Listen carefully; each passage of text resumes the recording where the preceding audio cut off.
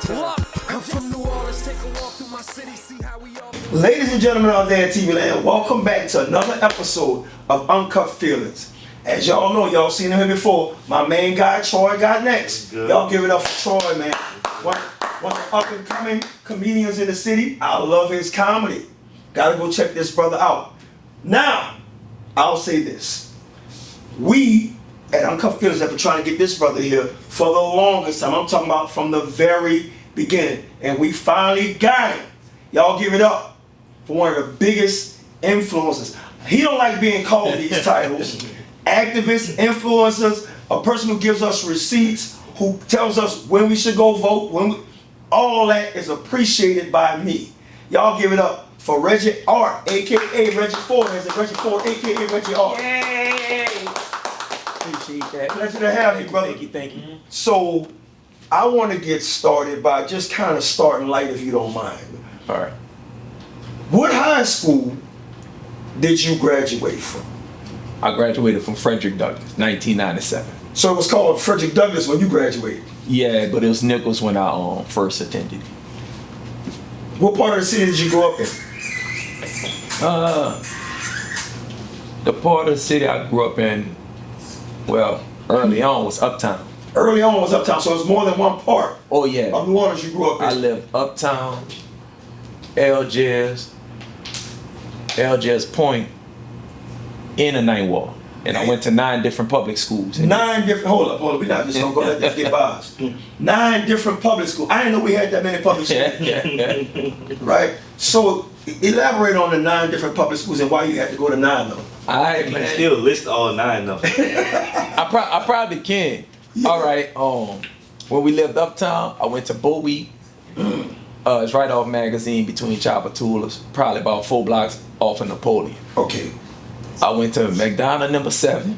The 7. And then when we went to cross the river, went to Adolph Meyer, Berman. Wow. And McDonough 32. Amazing. And then when we came on this side, the Ninth Ward, I went to Washington. George Washington. Everybody know that school. Yes, sir. Then I went to Corn. Not the Uptown Corn, the other Corn they shut down. Yes, I know exactly what you're talking about. And it was savage. It was the last year it was open. They had a teacher strike. It was crazy. The stuff I experienced back there with the children from the Desire Project and the Florida Project, they said it all. So I learned a lot of stuff from them. And I went to Colton. Oh man. And I went to Nichols that turned to Douglas. They didn't let me in Edison, and they didn't let me into Lil Phillip. Down the street from Nelson. So that would have been 2 extra schools. There would have been 11 public schools. 11.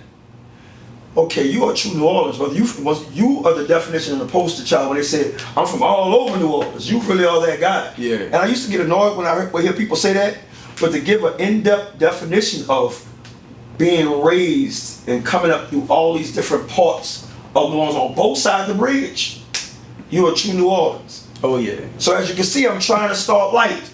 You know, sometimes from what I gather from it, let me tell you my personal view of you. Right. When I first started paying attention to you, I'm on Instagram just kind of like strolling, and based on the things that I follow, usually I follow a lot of political and social people that are relevant. Right. And I'm talking about all over the world, right? Some kind of way you came across my timeline, and I start seeing a brother sleeping on the lake, outside, and I would hear things like, this brother don't have to do that. He has a pretty decent home he can stay in. You know, he's an artist. I'm like, nah, this is not real. These are all fake stories.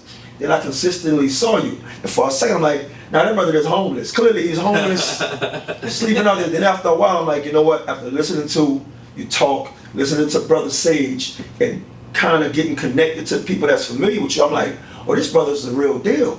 He's really willing to sacrifice some things. Let me pay more attention and start taking him more seriously. So if you don't mind me asking, when you were out there, about how long, give or take, were you out there making the sacrifices you were making to stand on business, as they say today? I did 4 years out there. No days off. 4 years. And the first day I went out there was June 1st of 2020. But the reason I went out there was before COVID, I always made money from my art. Yes, sir. So I had good financial career, no problem. Then COVID hit, and I didn't want to get the vaccine. So I couldn't go to Africa. I wanted to go to Africa and really helping build wells and stuff with my money and stuff. That's what I wanted to do. But I didn't want to get vaccinated. So I couldn't travel. Boom, so I'm stuck here. So COVID, the city started opening up more and stuff where you could do stuff. And I was like, do I really want to go back to making money again? Because I kind of got bored with it, honestly. I got a cool catalog of art. But I get what he's saying. It's repetitive. I didn't water custom, like limited Louis Vuittons, S550s, I done all that stuff. The jewelry, the travel, beautiful women, whatever. And I was like, I gotta do more with my time because I'm single and I got the know-how and I got money to do something. You found purpose. I say I gotta do something for my city. And I was like, the time I would have spent in Africa and the money I would have spent in Africa, I spent it in New Orleans. Once I heard about Brother Sage that started the Lincoln Beach thing. Yes. So I heard about Sage on news or something, and then a mutual friend was like, I think you should go help him, because I think y'all will make a good team. And I was like, okay, when he out there? She said, they clean up on Sunday. So I said, I ain't gonna go out there on Sunday, because I still kind of checking at work on Sunday, but I go out there. So what happened was, I went to Lincoln Beach, just clean up, picking up litter, looking around, like, damn, I've been looking for this place. This is my first time there. I saw the clear water. I said, I like it out here. So I'm cleaning up. I was like, oh no, I'm definitely not going back to work. I'm gonna just come out here and clean up every day. So I started cleaning up every day. They was doing it on Sundays, and I just started cleaning up every day. And then about 2 or 3 weeks in, I finally bumped into Sage. Wow. And I said, so what's your mission out here? And he told me. And I was like, okay, I'll help you with some of that stuff. And he was like, all right. And that pretty much was it. And I was like, I help echo what you're trying to do for the community. So I ended up just being out there like 4 years straight, no days off. And then I didn't always like sleep out there, because I was like, I wasn't no woods, growing up in the hood, paranoia. It took a while for me to finally do it, but I had to do it because I noticed I was able to get more done by sleeping out there. Yeah. So I had my house in a bar water, nice bathroom, $5,000 tub, the largest tub that Kohler you could buy. It's huge. I think it's like 72 inches, double wide, big shower. God, I had nice shit, man. You sleeping in the forest? Yeah, and I sleep in the forest. I'm leaving at least about my bathroom at that time costed probably about $25,000. That's more than mine. Because I designed my bathroom. It's quartz and marble. Customized. It's all custom. So that's the only thing I didn't do in the woods was like use the bathroom. So I take my shower and get right in my bathroom, then go to the woods. But it didn't start like that. I had an apartment near Lincoln Beach that I never let nobody know about. Okay. So me and my partner would split the rent. It was cheap, though. I didn't know rent was that cheap out in the East. It was like $800. So I just give him 4-4, boom. And then one day he said, say, bro, you never here. You only come here to take a shower. I said, that's what I need to do, take a shower, use the bathroom. I don't do that in the world. He said, but you never here, but you give me half on everything. And then the lease was up. And I was like, so what you want to do? Let's get something closer to Lincoln Beach so I can keep working and going back home. And then he just was like, I'm going to go to the 9th ward and help renovate my mom's house or something like that. And he was like, what you going to do? Because you never here. You might as well just go stay out there. You think you could do it. And then I tried it. And I was like, I tried it. So I just was staying out there the last 3 months of the lease on a little trap apartment. I just was staying out there. I was like, damn, I'm living out here. I'm not scared no more. Yeah. So I ain't trying to say I just knew what I was doing at first. Right. It just happened. Then I'm noticing my work getting done faster. I noticed I'm not having to drive way back to my real house to take a shower, which is 20 minutes away, 20. I'm like, I'm getting more done. And that's all it took. Now I got a house on the beach, but it was hidden in the woods. And nobody knew where it was. Yeah. And so, I'm sorry, Charlie, before I let you ask a question, I gotta ask him this. Have you seen anything crazy out there while you were out there? Yeah, I seen a lot of crazy stuff. Natural phenomena. beautiful rainbows, hundreds of fish that have like a silver bluish look to them, jumping across the water, skipping. I'm talking about hundreds of fish elevate off the water and skip across. You gotta see this stuff. The beauty of nature that we don't see, especially notice in New Orleans. I didn't even know I like nature like that. I'm also a city, make money type person until I went out. It changed my life. And then far as like, but the craziest thing I've seen, one, we do these security checks every day, me and Sage. Sage wake up pretty early, so he do his security check about 7 in the morning. And usually I'm waking up out my camp or my tree house around a little after sunrise. So I could see him sometime hundreds of yards walking doing a security check. He left, I left, then I get a call. He said somebody hung themselves on the beach. They hung themselves on the beach. So I'm saying, what? I'm like, who the hell did that? So I come there and they want to see if it's one of the homeless dudes that got a camp out there that did something or whatever. I'm like, what? So the craziest thing I ever seen was 2 feet dangling from the oak tree. Like up in the oak tree, but you just can only see the feet. White stockings. Stockings? Yeah, white stockings. Yeah. Okay. They were white stocking, red shoes, black dress, and a white blouse. Like, what? It was a guy? It was a man. Okay. He was like, I guess he cross-dressed or something. Yeah. And from the stuff that was left behind, he must have did it like right after sunset or something. Because we looked that night, nobody was there. Looked that morning, nobody was there. I guess he spent his last day out there and just went up in a tree and rolled himself off the limb. That's some David Carradine type stuff. And it's crazy to see a white man hanging from an oak tree. In a dress. In a dress. Right. You can't leave that one. Yeah. He was a redhead, but his wig was blonde, I think. Wow. And it's like, you know, and I looked him like right in his face, and I was like, nah, there ain't nothing to do with that look back here. Then I'm like, and then I thought in my mind, damn, back in the day, white folks used to do this to black men on purpose. Yes. I'm like, this is. I don't know if that was rhetorical, but. Yeah, like, I was like, you gotta be evil to do this. I feel bad for him that he did it to himself.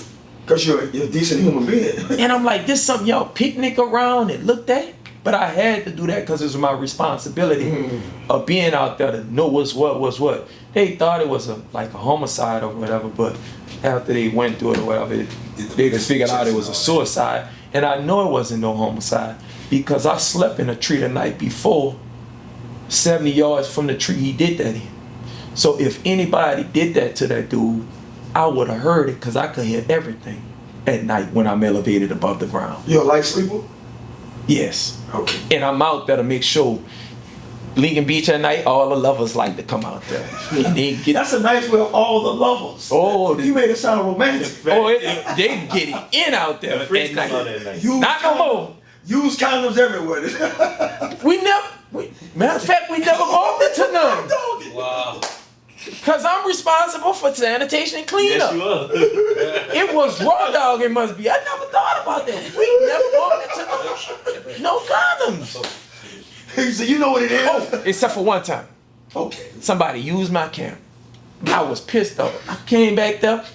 I'm like, why my bench loose like this? Why they got a magnum rubber there in the Red Bull? Like, who was back here? To keep the party going. And I'm like, oh, them youngsters done got me. But that's when I first built the camp. Somebody came there and did that. And that put me on alert where people back here having sex. I don't want nobody to get sexual assault to happen. Yeah. So we doing overnighters to make sure those sexual assaults happen, to make sure we clean it up at night, clean up in the morning, then boom, I could leave, get back to my life, and come back and clean up. It's basically cleaning up in a time of hours where the beach is less used. So basically, I'm cleaning up behind strangers, making sure they're comfortable without them seeing. I gotta be honest with you. When I used to be watching that, and I used to see, you used to document and film. Shout out to Sage, by the way. Shout out to Sage. You used to document and film the before and the after. You clean it, next day, broken beer bottles and festivities, stuff everywhere. Then you would go right and clean. I'm like, man, call all the people that's walking around and make them clean that. I'm like, you can't make them do it. But they're taking full advantage. Correct me if I'm wrong. used to be like, hey, listen, man, we doing this for us. Y'all come out here and take advantage of this because other people are enjoying it when it's for all of us, but it's for us, is what I was hearing sometimes. Right. And we wasn't taking advantage of it. Now I'm about to say something a little shameful on my part. I have never been to Lincoln Beach. Me either. Now I want to go. I have motivation to go now because I never thought about it at first. I would see the graffiti and all the other, I don't really want to go over there. When I saw y'all putting the effort in, I'm like, this dude doing this to make us more comfortable for my kids. And I see a bunch of old pictures with my uncles and aunts and grandparents, pictures on the beach, and it was ours. So you made me think about those type of things. Some people are going to see this interview and be like, well, he nice to Reg. I match people's energy. I match your energy. If you come in peace, I'm going to return that to you. That's just how I am. I'm going to ask necessary questions, and everything I've seen from this brother has been productive for us and our community. I respect that. So take that how you want, whoever want to take it a certain way. That being said, you have anything you want to ask short because I don't want to dominate like No, that. you good, you good. Are you single? Yes. So, were you bringing women to the treehouse? Actually, I was running women off. You was, I bet. Cause I got I didn't know women was attracted to like a dirty man in the woods cleaning up. Well, I wasn't dirty, but you know, around dirty stuff. Cause I had running water back there too. That's crazy. Cause I got this thing where I gotta take about 3 baths a day. Right. You outside do so Yeah. you most sense. But yeah, women used to try and get at me and stuff. But nah, I ain't want to take no women now. I'm about to say if you could get a woman to come to the woods. Troy, I'm certain. Yeah.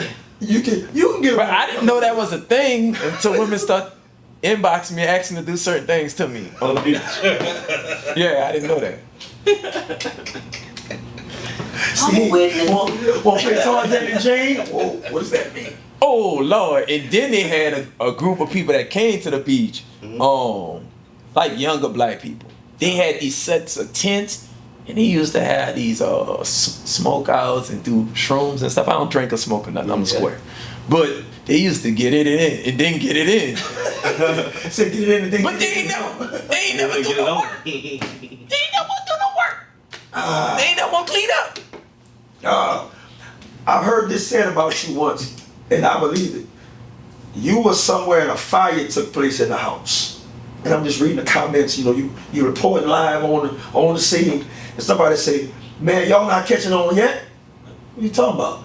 Man, Reggie is Batman. This motherfucker's out here every crime scene. And then somebody come and say, man, y'all, fool. Reggie the one committing the crimes and then act like he the one I found it. We need to do something about it. Some people thought that for a while. Some people thought Your that. timing was just always impeccable. Even with the white dude, committed suicide, which was the craziest thing. Rest in peace to him. Gotta say that. He did that to himself, and just so happened I slept in that tree that was nearby, and I had to describe that to NOPD because their detectives was not doing a good job at all. They came up with something else. I'm helping them find articles of his clothes and stuff. I'm like, detectives.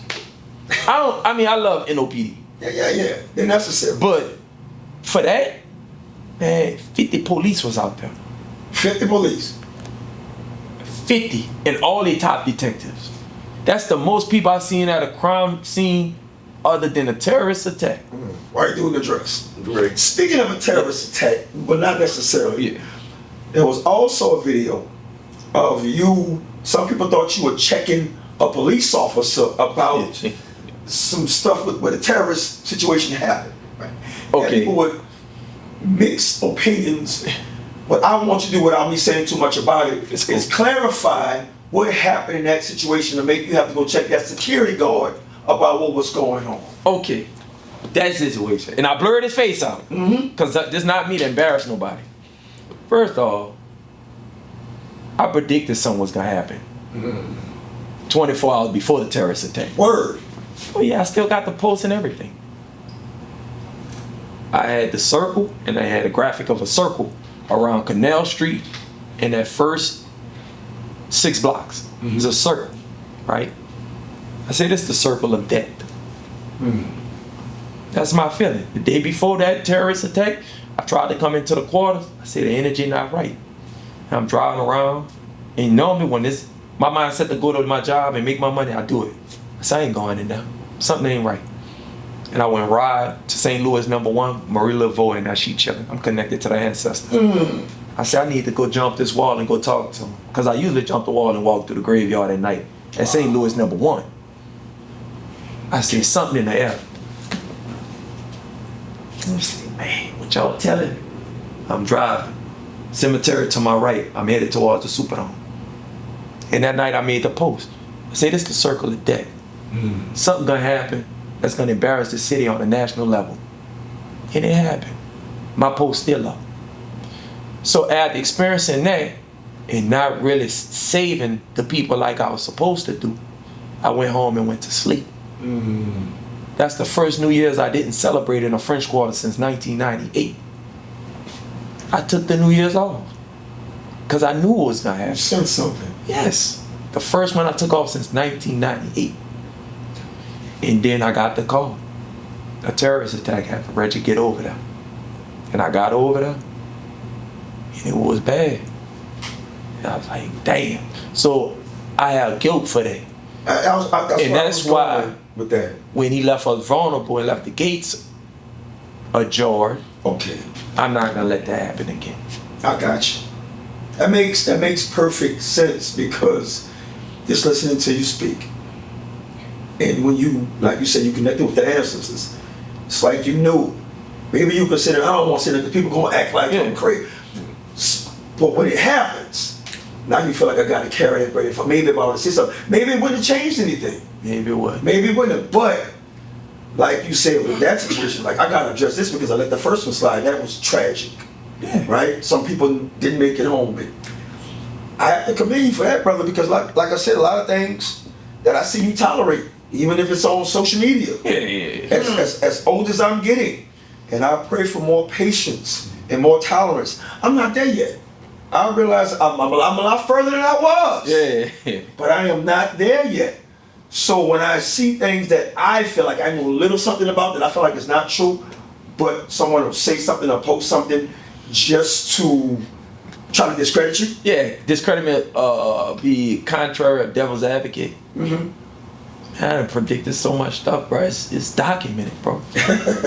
So when I got elevated with the dude, it didn't start like that. It started with me begging him, please do this, bro. Please do this. Oh, I got you, I'm gonna do it. And he just didn't want to do it. So I went and did it. I went and got tools and everything. And my partners, we put it together. We locked it, interlocked it, and moved all that stuff. That stuff weighed hundreds of pounds. I went and got the tool from my brother automotive shop, then came back and did it myself. What do you feel like you get more of? Hate or love? Love. As you go through the city, I saw an interview you did with some little girls sitting around the house. That was a beautiful day that day. You were talking to the little girls, man. It seemed like they were very excited to talk to you, and you were being very informative, asking their questions. Yeah. I'm learning from the younger generation, it's always about the comment section. Go to the comment section. Like, you know what, let me go to the comment section. And the funniest stuff, eh? Yeah, that's one of the wildest stuff. So I get to the comment section, and I saw something that melted my heart, man. A lady said, my daughter, that's my baby, she had a chance to ask Reggie a question. I'm so proud of her.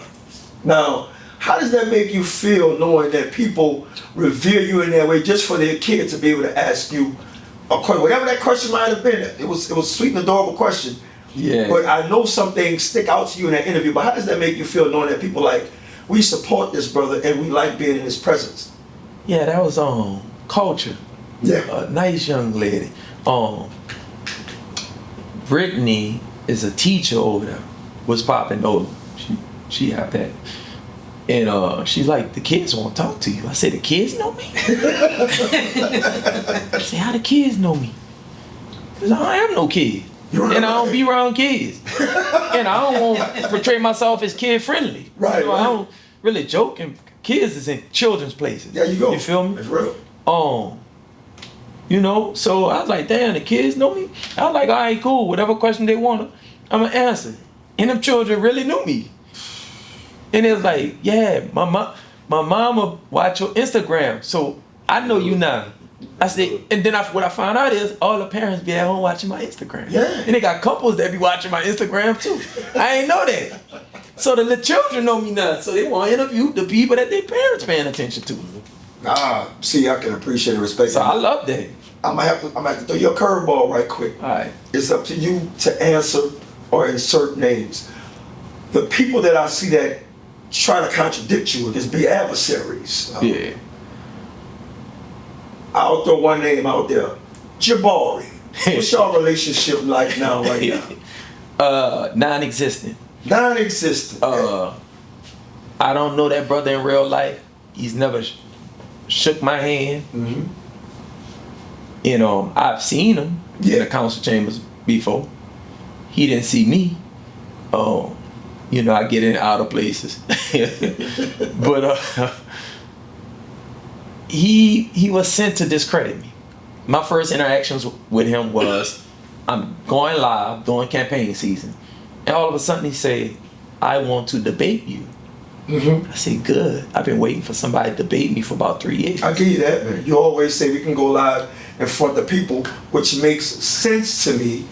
Instead of us having a private conversation and you could kind of mislead people like, this is what I told him, this is what he said. So it makes sense. I guess I don't understand when you try to go live with people where everybody can see and they don't want to do it, but they have so much to say behind the scenes. And this is with all due respect to anybody. Yeah. But I disrespect somebody like yourself and others who like, let's go live and talk about it. And that's, to me, that's more respectable.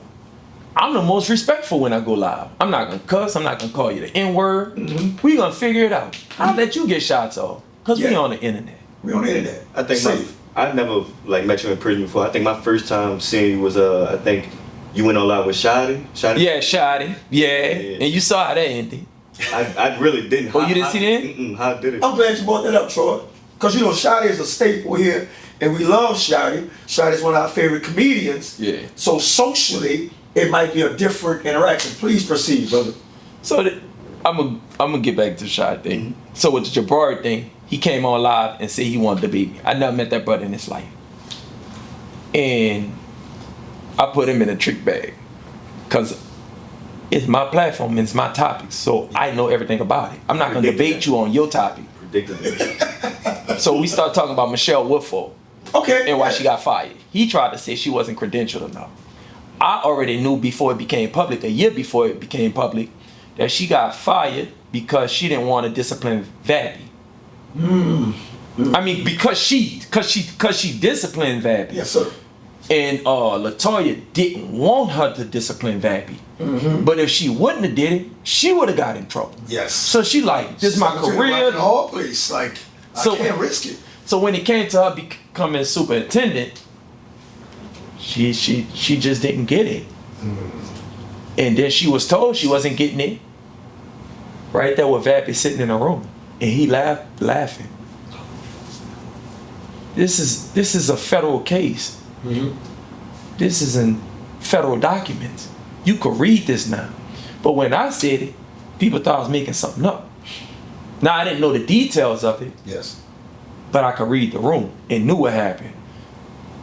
And that's why me and Michelle is good friends now. Yeah. Because she know I saw it for what it was.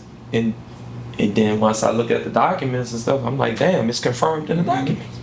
So Jabbar tried to debate me on something that I knew about. Then he tried to lie about it because he always trying to protect Latoya Cantrell because he was part of her administration and he was a chief of staff. Okay. And he helped with the budget.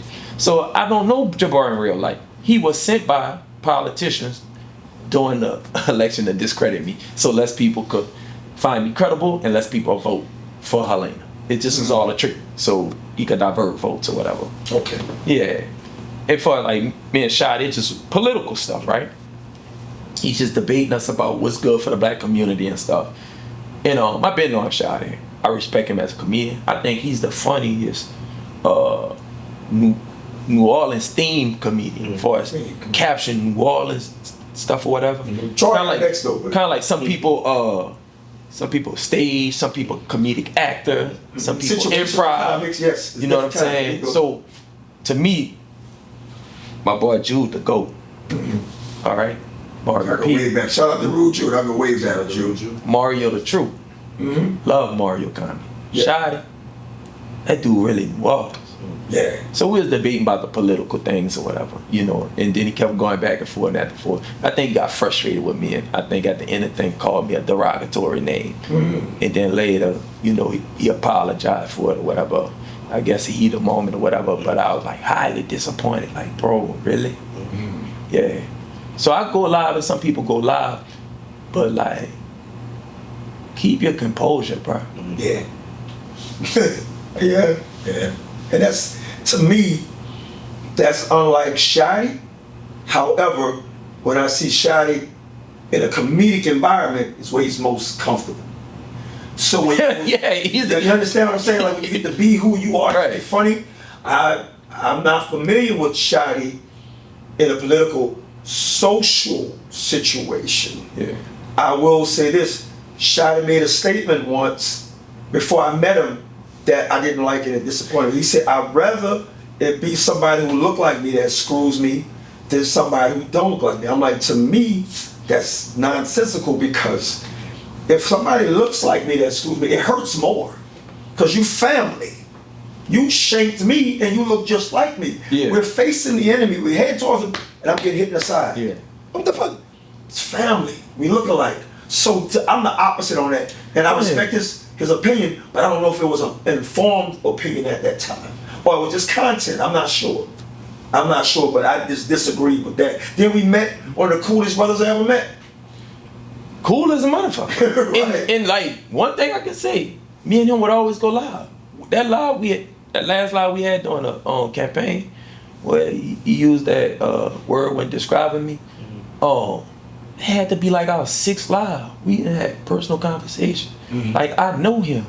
Yeah. And a lot of ugly came out during the campaign. But that was one of the most disappointing things.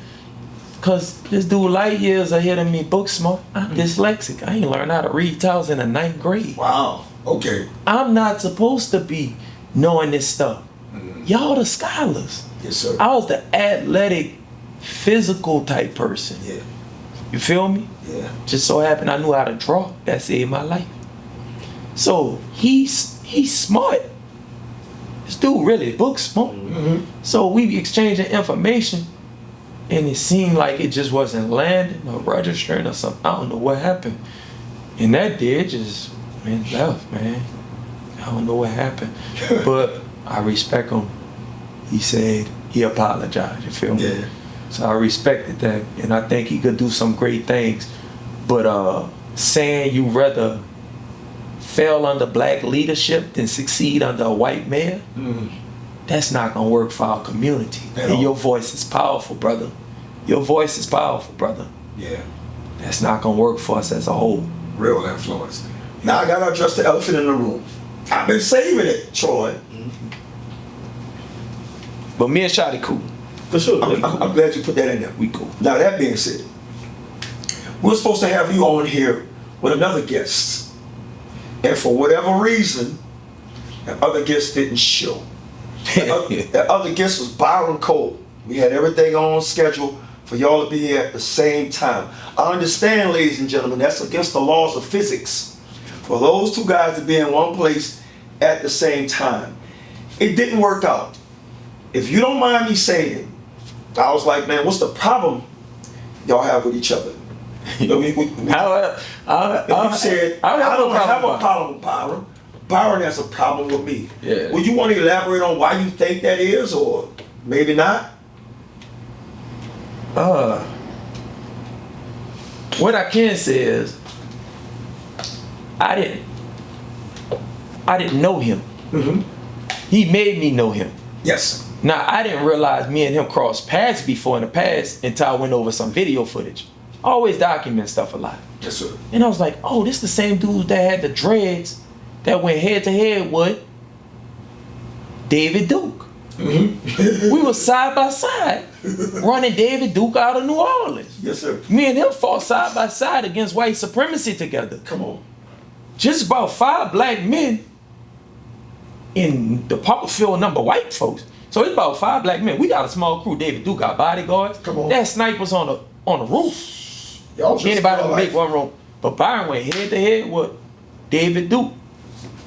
So I didn't know him back then. He had dreads. So when I met him again, I didn't realize that was the same dude. I just knew him from having a viral moment, calling a white woman the nasty words, right? Yeah. So when he hit me up, it was during election season. He was running for mayor. And he was like, you know, I see you got a good platform or something like that. I might need you to help me out or whatever. So I'm like, I peeped him. I was like, man, I don't know.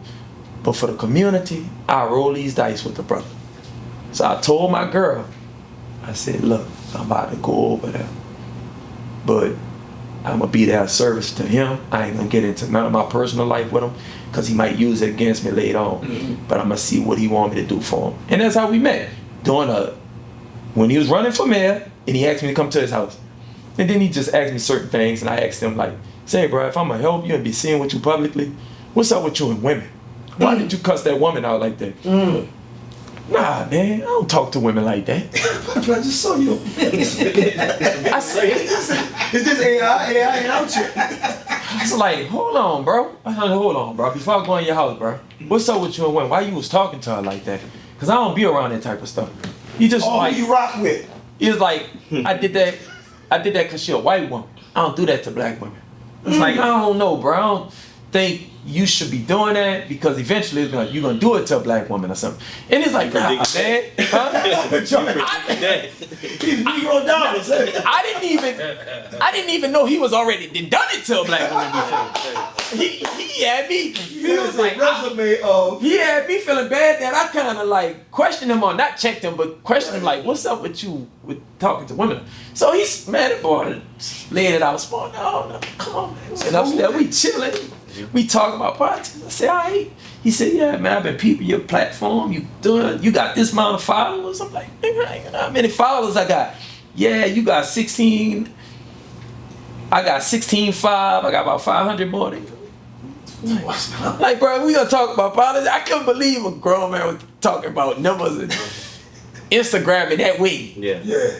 And that's how me and him met. And then after the election night came, and I'm hanging with him on election night, and not my brother, Kevin Toussaint. I should have been with Kevin Toussaint. That's my dog. He ran for district, Eugene's green seat, but he lost. So I'm with Byron that night, and I thought Kevin was gonna win. So I'm like, he got his family, he got his friend, he gonna win. He over there, he good. He don't really need my support tonight. Byron need my support tonight, and I don't even know him. So it's just me, Sage, and Byron in the house when the election really came into fruition. And I'm thinking like, damn, where his family at? What? Right. So we just went him. And then he lost the election. And he was like, damn, bro, you should have ran. I think you'd have got a lot of votes if you'd have ran, blah, blah, blah. And throughout that night, probably 2 other people visited. He sold a house to somebody and stuff. Yeah, he sold a house like right in front of me. And then serious, like people thinking Byron broke or something. It ain't really like that. Right. He sold a house right in front of me, like with drugs and stuff. Yeah. Like for real.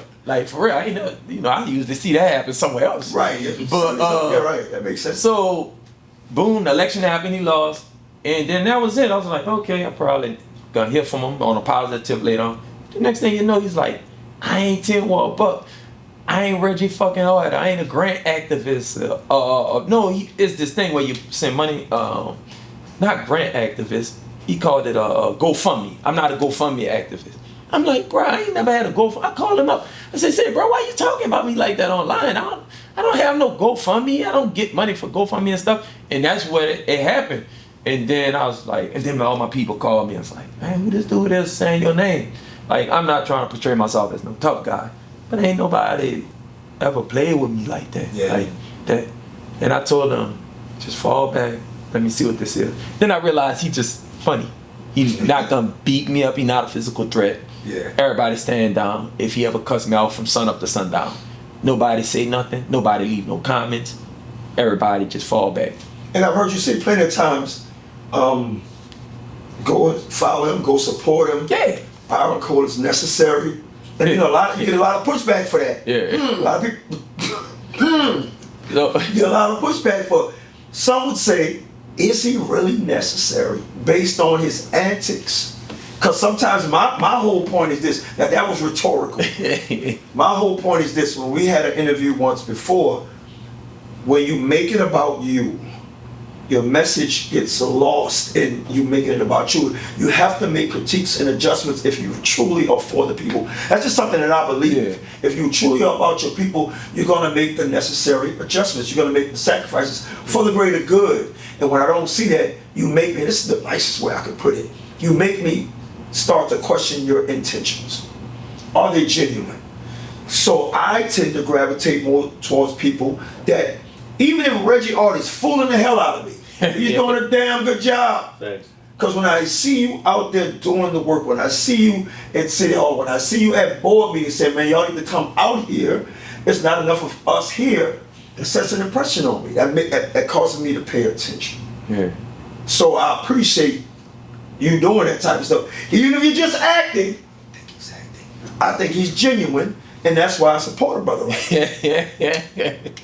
I believe, Yeah. I'm pretty good at my instincts. I've been around some of the worst people in the world and some of the most genuine people in the world. So you start to kind of pick up, who you're around. Yeah. That's when you get older and you bump your head into them like, nah, that guy thinks he's gonna fool me. I don't sense that in you, brother, and I get it. Nobody's perfect. No. We all have our flaws. I'm not looking for a person, whether you're running for the president or running for something or just trying to promote president of perfect United States. That doesn't exist. So you just keep doing what you're doing, and we're going to keep paying attention. Thank you. Now, I don't know if you're a physical dude that like, you ever threw hands before? Yeah. Okay, that being said, because I heard he did, but I just had to ask you. I'm a good fighter. I'm not a boxer. But I'm 46 now. When you punched up, see that skull? Yeah, I see it. You gonna break. It gonna break. I think I so got you one of gotta those too. retire that. So if you had to pick anybody in the city, because I saw you at the 7 War Shorty. Yeah. Get together. And if you had to pick, or that'd be one better. If somebody, who you think would want to fight you in one of those New Orleans celebrity boxing matches? Probably a few people, huh? Probably a few people. But like, the thing is, I don't know who would want to do that. Cause I'm 46, but I know not saying I'm a bad person. Yeah.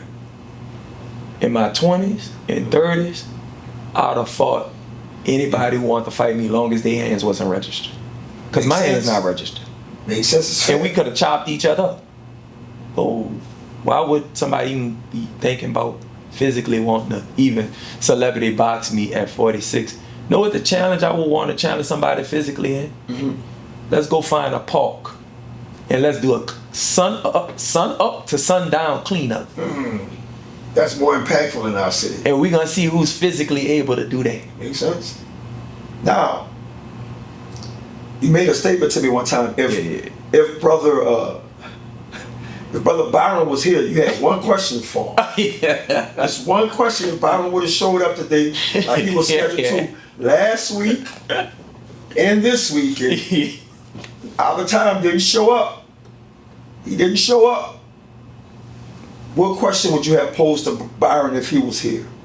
Oh, since you asked the only question, the only question I'm gonna keep on asking, cause this is public stuff. This not like Yes. And listen, Byron, the only person I play with on the internet like that. Any other grown man, and I'm not even talking to you no more. Right. I don't have no playtime for you. Number one, you don't have the stats Byron had with really helping the community. Yes. Like I be joking, but Byron really put in work. Now it's different kind of work. It's different kind of work. That's one way. But it's necessary. Don't make your family mad. Right. But anybody else who anybody else who trying to spar with me on it, man, Right. ignoring you ain't do nothing. I don't even know you. Like, waste of time. But B, I be playing with B because I be really trying to bring the best out of him. That's mostly what it is. Because I recognize his genius. He just get caught up in the playing around and stuff. So back to what you was saying. What question would you have had for him if you had been here? It's so many questions rolling through my head, but the number one question, the Oliver Thomas question. Mm. Why did y'all stage a fake impromptu live and pretend you bumped into Oliver Thomas after you was leaving Houston's and Oliver Thomas was coming in and you had an impromptu live. It was fake and staged. What makes you believe it was fake and staged? It was totally fake and staged. I don't know Byron for randomly being uptown, going to Houston's for a salad. A salad. After his recyclable collections at 12 noon. Perfect timing. New Orleans is so small. Mr. Cole is more of a go get some gumbo type person, a poor boy from his spot. I can't see him coming off his recyclable collection to go get a salad at Houston's. And then I didn't see his counterpart near him at the time, who's normally in those live videos. Yeah. I'm like, how these two just outside like that? Something ain't right. And then I got the pictures. Okay. So you the guy, you the receipts guy. Yes. What pictures? What pictures? Great question. Well, Extra pictures of him out there. Oh, okay. Byron outside. Yeah, outside, going live with OT and a friend of mine in a car watching both of them stage this. And then another friend of mine in a restaurant seeing everything, watching it be staged. So I got somebody inside, outside, and if I really want it, I could get even more. But that's the stuff that came to me. I don't solicit this stuff. Right. But these people were so alarmed, like, what just happened? And then I put it all together and say it was staged. And it was. The whole thing was staged. Okay, that's cool. You're trying to trick black voters to vote for a black candidate based on narratives and not real action. Yeah. Which is very dangerous to our community. The one you got high. Right? Right. And this man who you just was saying he no good and stuff, saying all kind of bad stuff about the man, right?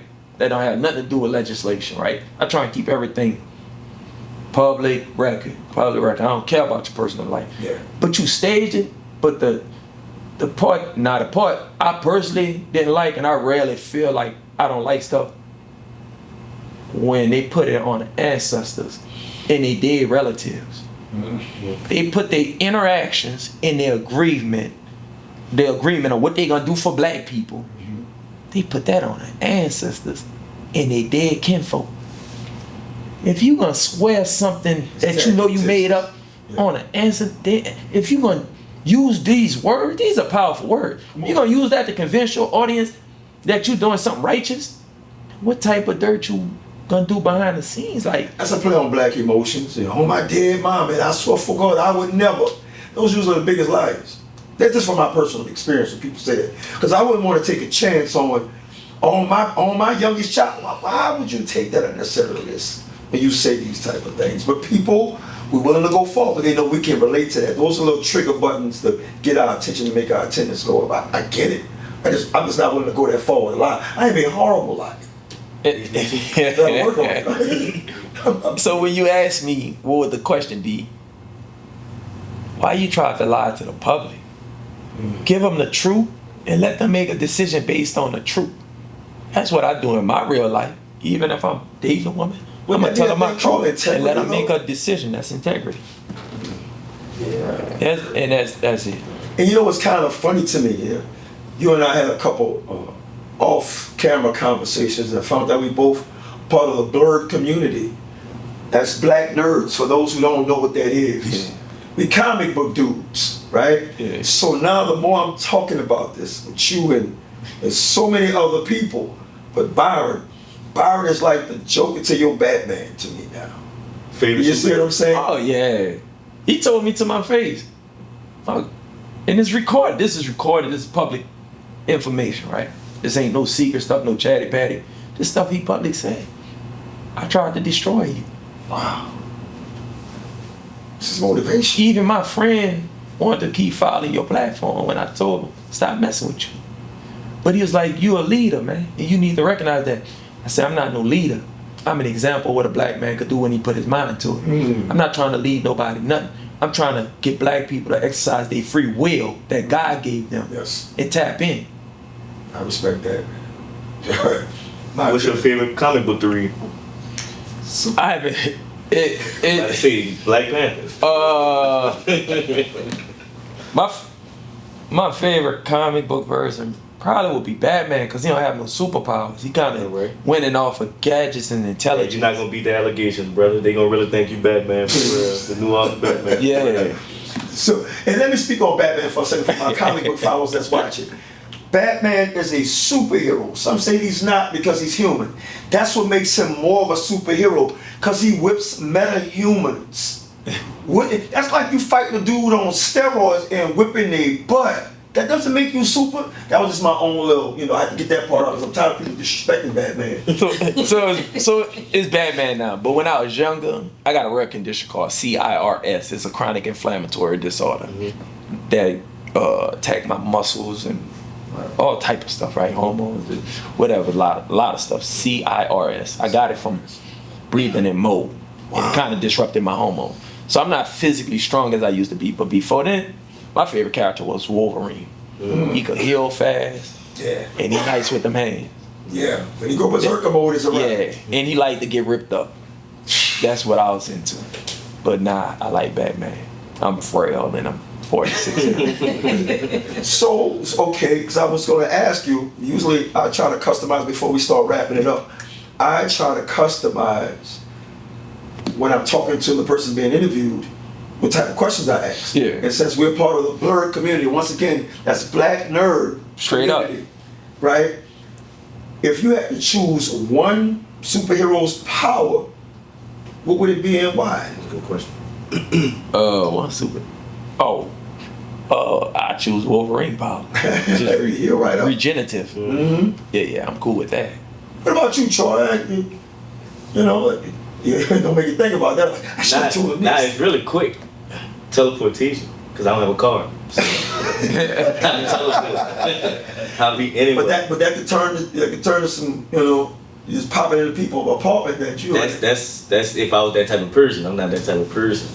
I got you. Yeah, I'm just trying to get Get in to another where you state. going. Yeah, I'm just trying to, You take an Uber to another level. I got you. Yeah, and with who we got in office, flying ain't really good right now. So Very I true. should teleport. Well, he heal people now. He's a new Jesus. You saw the picture? Let's not bring that up. So yeah. That being said, Brother Reggie, is there anything you want to tell us about you that the people don't know that you feel like they need to know, or any information you want to give out that we need to pay attention to in the elections coming up, things we need to vote on or vote for? Things we need to pay attention to. The redevelopment or restructuring of NORD. Gotta pay attention to how Helena gonna work with NORD and really bring NORD back to what it used to be. And I think people need to start paying attention to their children first. And this politics ain't cool though. Pay attention to your household. Pay attention to your alcohol consumption. Pay attention to the weed you smoking. Right? My thing is, people compromising their will. And I think that's one of the greatest gifts that God gave man, to separate us from animals. Animals who got control will. That bird ain't gonna never try and paint itself purple and hop like a frog. I like when you said that in that interview with the young ladies, the difference between free will and control will. And you taught me the difference. Yeah. Free will and control, how animals instinctively do, makes perfect sense. They're not gonna jump out of course. I just think people don't do nothing to compromise your free will. I think anything that compromises your free will, like drugs, alcohol, and make you do things you may normally not do.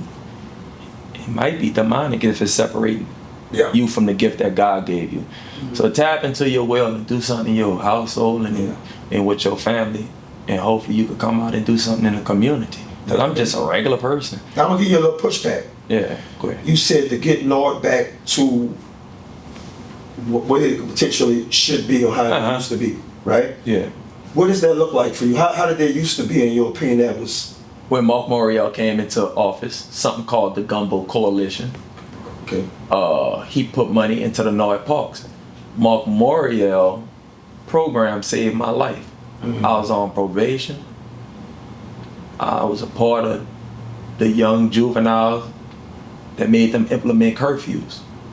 I was on the streets 4, 5 in the morning, just doing crimes. Yeah. And those programs saved my life in 94, 95 when he put the pools back in the schools.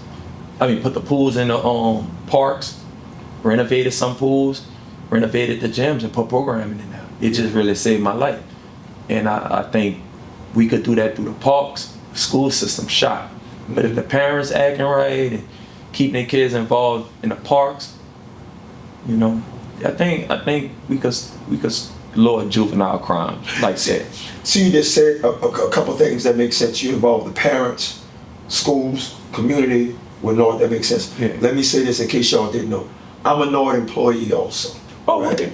North employee. And a lot of things I see behind the scenes. And a lot of times with North, this is my personal opinion from what I see, hands are tied in a lot of ways. Small budget. So much has to come out of that small budget. So much.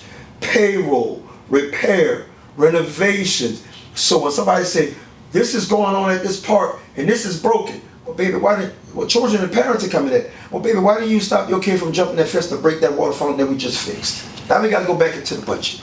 Now we got to do this again. So community-based stuff, everybody doing a little bit instead of a couple people doing a lot is what I think will help them. So I totally see your point. Maybe one day we get you back over here. I can have you over here with Larry Barabino and have a conversation with him about. Yeah. Because I think that'll be a good substantive conversation. Yeah, and North when it get restructured. Even when I went to the Juvenile Justice Center and talked to them kids, I asked them, it was about 13 children. Yeah. Half girls, half boys. 2 of them was in there off that Linda Fricky case. That's the little girls that got the 20 years. Yeah. I talked with them. We asked them, do y'all know about Noah? None of them raised their hand. None of them knew what Noah was. Oh, wow. Only one raised their hand was the white girl. And the white girl had both her parents. She was in there because she won't be bad. But all the rest of the black kids didn't know about Noah. I knew about Noah. Noah saved my life. Yes. So Noah restructuring, and I got some ideas I'm gonna send over to him and stuff. Yeah, but man. that's why I say pay attention to Noah, get involved with your kids. And as far as like everybody fought with me and stuff around the city, and I'm just trying to help black people. I ain't never sold dope to no black people. I ain't never do nothing to put black people at a disadvantage. I'm not your enemy, dog. Yeah.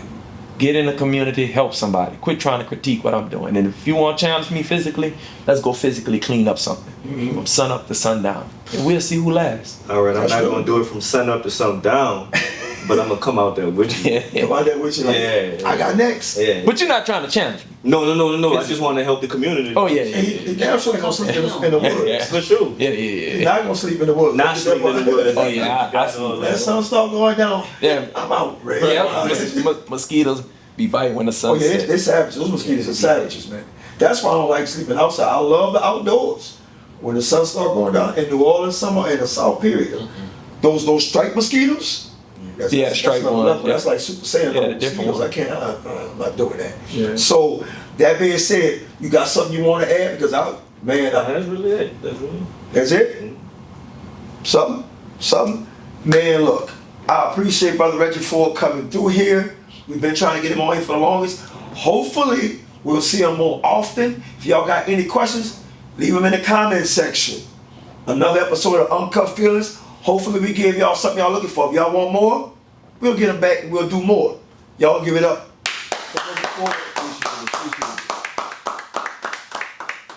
Now we're going to get him to sign the board. Right. But don't cut that camera. One gotta go. All right. One gotta go. Well, one gotta go. What you mean? One gotta go.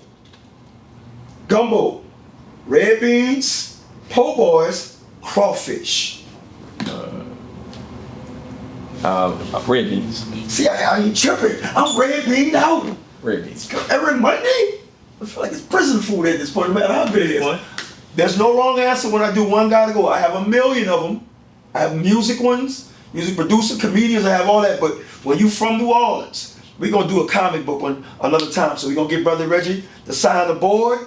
And we see y'all on the next episode. All love. I have been Lucius, and that won't change anytime soon. We use slangs like what's happening here, man. Home of the flood and a bunch of other bush jokes. Like when the levees blew. I mean the levees blew. And on Sundays the city sing watching.